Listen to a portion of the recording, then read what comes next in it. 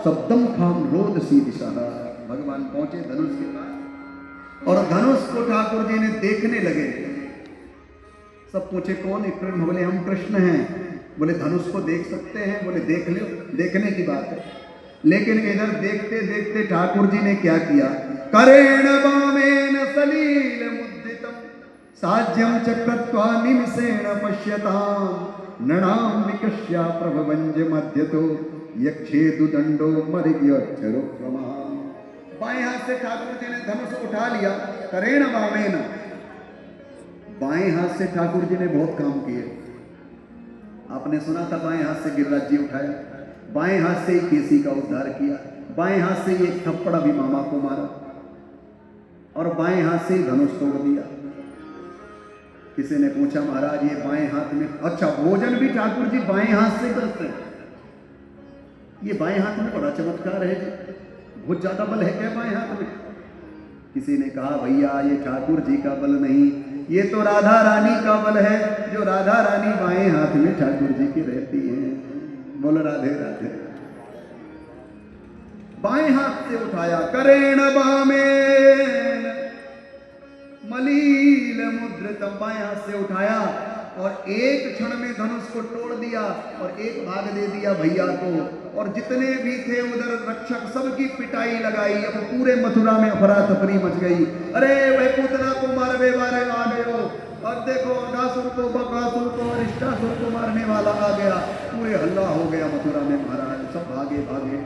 फिर कंस भी, एक सभा लगी है जैसे हम इधर बैठे हुए हैं, एक मान लो क्रिकेट का ग्राउंड समझ लो, चारों तरफ पब्लिक रहती और ऊंचे से भी सिंहासन लगा, उसमें कंस बैठा है। बीच में कंस ने पहलवान बुला रखे हैं।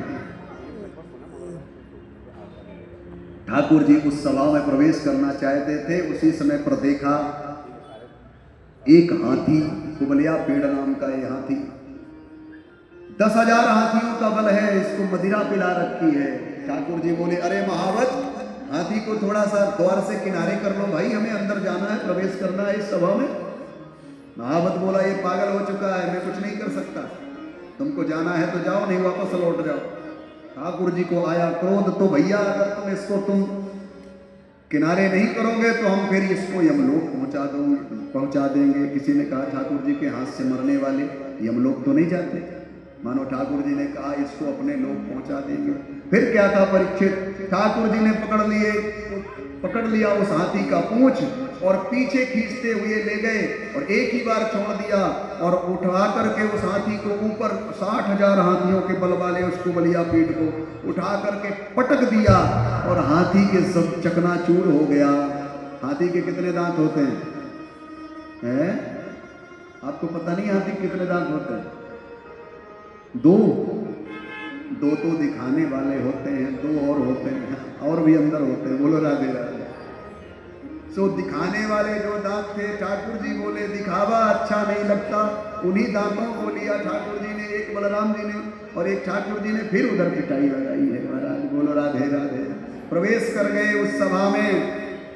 अब जब से ही ठाकुर जी उस सभा में प्रवेश किए परीक्षित, सबको अपनी बुद्धि, अपनी गुणवत्ता के अनुसार ठाकुर जी दर्शन देने लगे। कैसे?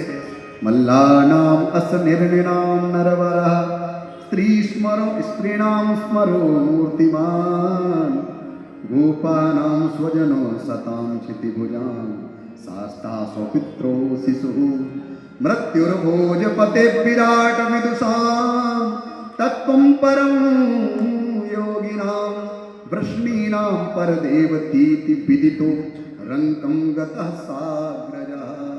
कैसे दिखे ठाकुर जी?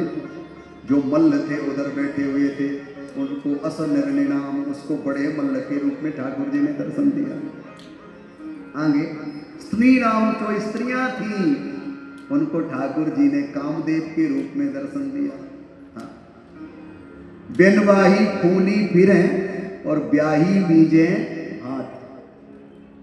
जिनका ब्याह नहीं हुआ था वो समझ गए कि ओहो करेंगे ब्याह तो इनसे ही करेंगे, और जिनका ब्याह हो रहा था वो हाथों को मसल रही है, हे भगवान थोड़ा और रुक जाते तो इनसे ही ब्याह करते।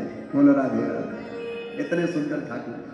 और आगे गोपवाल बैठे हुए थे, ठाकुर जी के सखा भी उसमें थे। तो महाराज उनको कैसे दिखे ठाकुर जी? गोपाना स्वजनो स्वताम, गोपिकाओं को स्वजन के रूप में, अपने मित्र के रूप में ठाकुर जी दिखे।